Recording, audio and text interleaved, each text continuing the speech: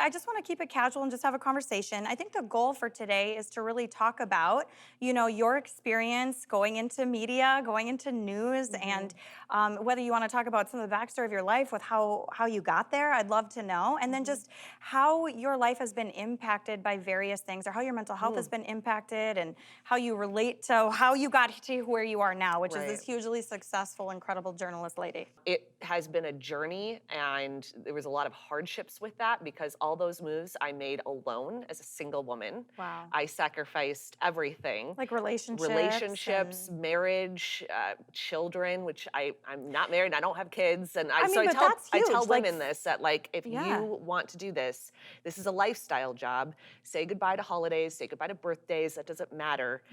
The job is number one, and so you have to truly be ready for that. How does the news industry, the journalism industry, support people to make that type of decision? Or how do people cope with it? Do people talk about it, like in the newsroom? They do talk about it. I think that they lean on each other because there's a lot of transplants in each newsroom and a lot of Okay. people that are kind of in the same boat.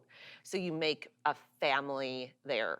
Mm-hmm. But I think that there is, I mean, me personally, which is really all I can talk about, is it was very, very difficult. And I didn't realize how difficult it was until honestly, like present day, Mm-hmm. because it's very lonely.